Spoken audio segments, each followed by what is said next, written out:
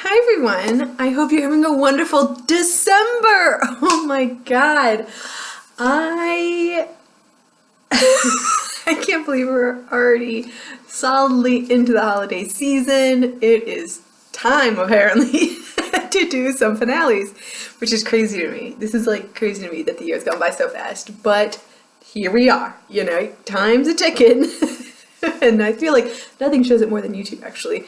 Just like recording yourself all the time. You're kind of like, oh, 4 years ago I was, wow, okay, that's cool. So let's go into it. This is my finale for my 1 month, one palette. And this has been an adventure this year. So some pros that I've learned, goals I've learned, yeah, because goals was plural. Okay, so a few things I have learned are, one, I don't get bored when I do 1 month, one palette. It's so nice to play with new and different products. A lot of these eyeshadow palettes I used this year, I had actually never really used more than once or twice or just swatched. And it was really nice to dig into the shadows and really see, do I like them? Do I not like them? Why do I like them? What am I looking for in a palette? What formulas do I like? What colors do I kind of gravitate towards? And it was really nice to really learn my eyeshadow preference, but I wasn't bored, and I felt like I had a wide breadth of experiences this year. If you have been watching for a while, you probably know that I have decluttered 9 palettes, which is crazy to me. Like, at the beginning of the year, I set a goal of 4 to 6 palettes. And I didn't think I was going to declutter 6. I thought I was obsessed with all my palettes. I thought that all of them were wonderful quality. I thought that I loved all of them equally. But as I went through and saw and tried all of these different brands and colors and styles and textures, I realized there are certain things I really don't like in terms of eyeshadows, and then I realized there are things I really do love. And it's been the first time in my makeup using experience where I was able to try so many eyeshadows in a short period of time, but actually like judge them against each other.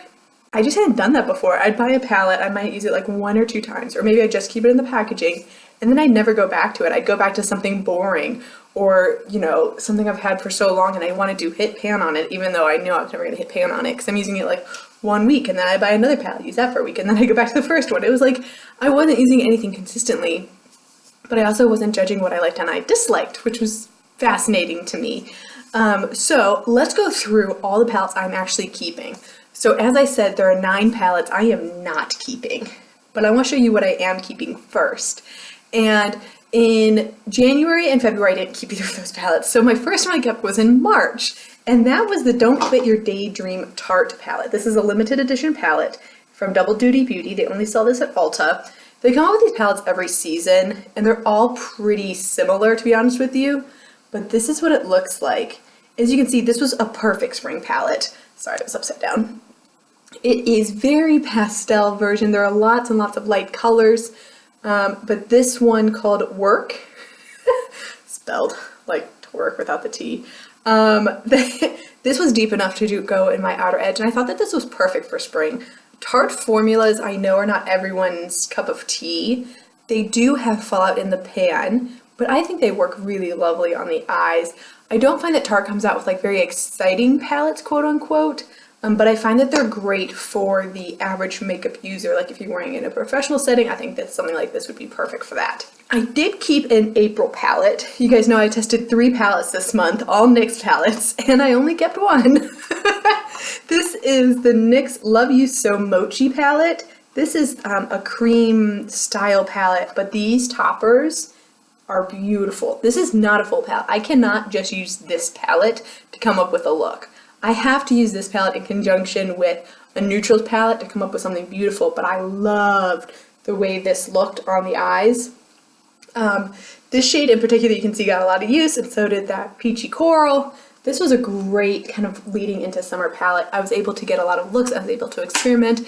A little glitter, a lot of color, very much fun, and I enjoyed this one, especially when paired with a neutral palette. So that will be one I'll have to pan in conjunction with another palette. That is 100% not a standalone palette. In May, I also tested 2 palettes, and these were 2 smaller palettes, and I kept one out of the 2. This is the Marvelous Mauves palette by Dose of Colors.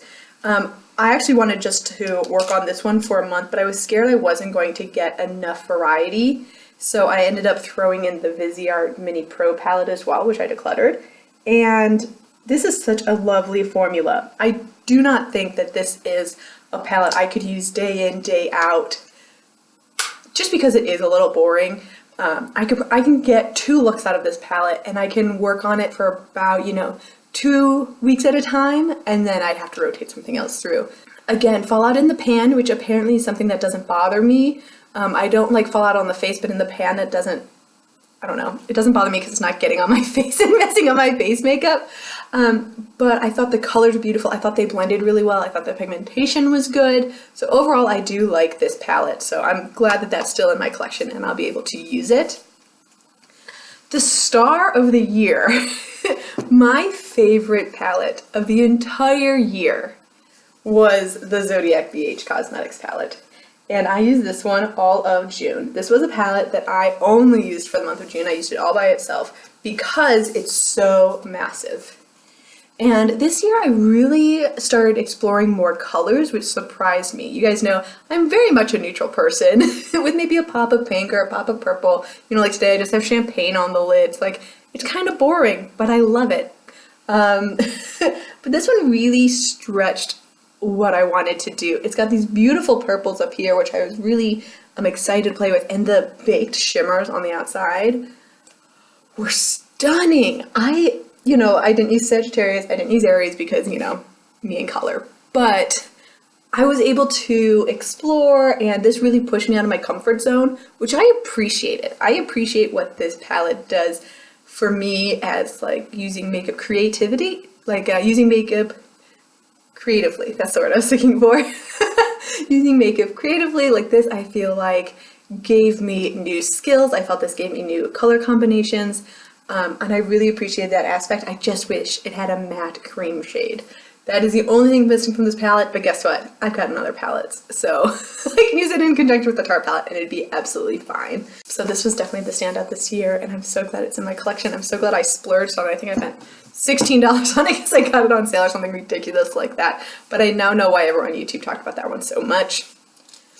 I do have 2 maybes, but maybes that I kept, and pretty much I kept them because I used them at the end of the year, and I was just a little nervous about getting rid of them, so I did make them keeps. The first one is the Lorac Unzipped palette. This is the original Unzipped. I love these shades. I do. This is kind of like your mauve-y, I don't know, it's your purpley version one because it's not the Unzipped Gold. But the formula, I love Lorac shadows. I love the creaminess of them. I love the way they look on the eyes. I think this palette's kind of boring though. Like really, it's kind of boring. So I appreciate what this palette brings to the table. It's not my favorite palette that I own, but I think it's good. Like, I think if I paired something like this with the NYX palette, I Love You So Mochi, now we're talking. Now we're getting somewhere more interesting and intriguing, but I think these shadows were really good quality, and so that's why I kept it, but it is kind of on the maybe side of things. The other one was this Metal Matte palette by Kat Von D. I like the packaging on it. The shadows are wonderful quality. The only thing with me is I already own Thunderstruck and Dose, but I thought that the mattes were really good. I like this layout better than just my 2 singles. But because it was such good quality, I didn't want to get rid of it. Because I do like the quality of these shadows. I think the quantity is good. I think that this is a good palette you can travel with. I'm not worried about like destroying this palette because I'm not in love with it. So this might become a travel palette for me, oddly enough. I don't know. Like, Bone was great. Suede was great. Oak, Velvet, all of them. I wasn't a huge Flash fan, but like, I'm just not a yellow person. But I don't know. It was a maybe. If I look at this, like, this row, this actually is even a little less than the Lorac Unzipped palette. I'd rather go boring than duplicates. I don't know. Those 2 that I just showed you were ones I was kind of like, okay. But then, compared to the other ones I really love to use, they're kind of like whatever. In October, I used the LOV palette as well as a second palette. This is the Evolution palette in the shade Devoted to Metallics. This packaging is so gross now. It's like that Nair style packaging. I'm not in love with this packaging, but the metallics inside, particularly the 3 in the middle, were so beautiful. This was such a nice surprise for me. I love the way they look on the eyes. This is kind of like what I want on a lid shade. Like these three are perfect for lid shades. They're very similar to the BH Baked formula. Not formula, but look on the eyes, I think, because both formulas are very, very reflective, but not to the point of glitter. It's like daytime appropriate, but it stands out enough to be like, huh, what does she have on her eyes? That's what I'm looking for. Okay, so formula is different, but the end result is similar. Those are the words I'm looking for. Okay, so I do like this one, and I will be excited to keep this one as well.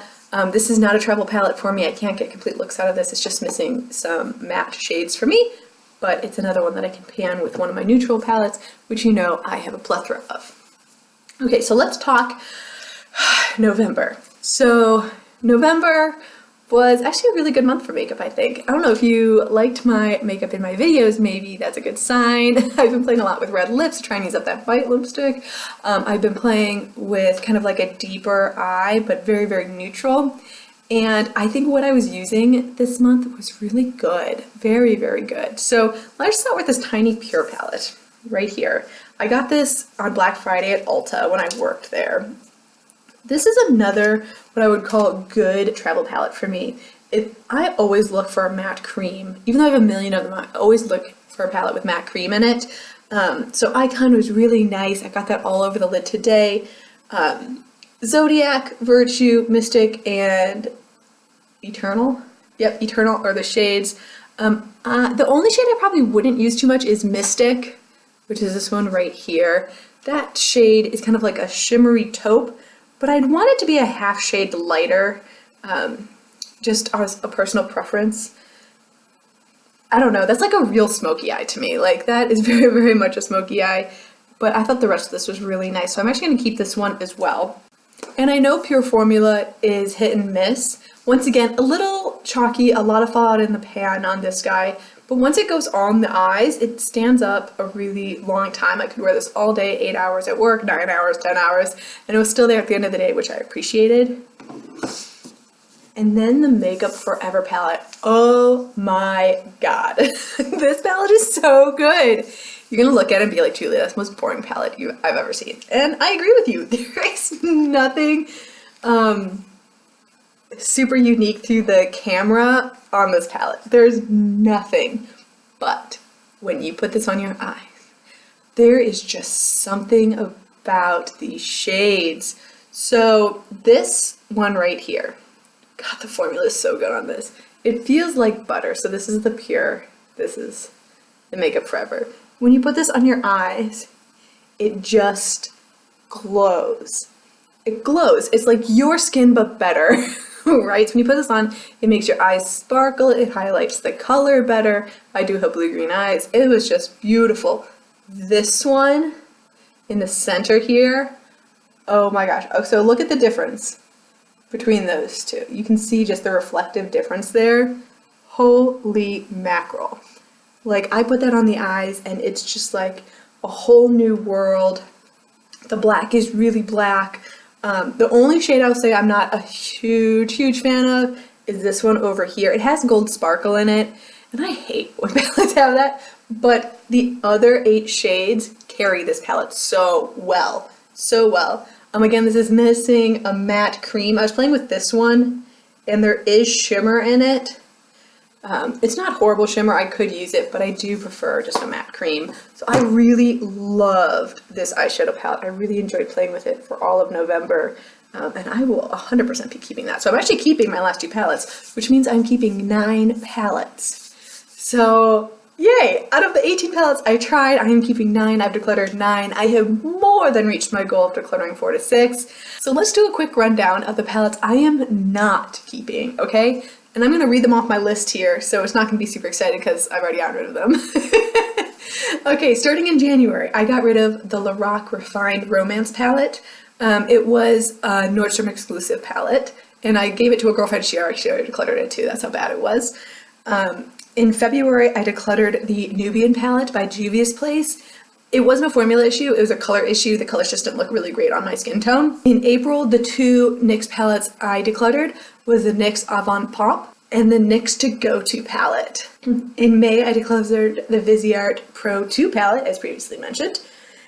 In August, I decluttered the CoverGirl True Naked palette and the ColourPop, what is that called? Element of Surprise palette. Also in August, I decluttered the Essence All About Nudes palette. It didn't really work out for my love of neutrals. It wasn't my best. In October, I got rid of the Milani Earthly Elements palette, that beautiful coral that I just had in another shade, or the beautiful coral that I had in another palette just surpassed that palette.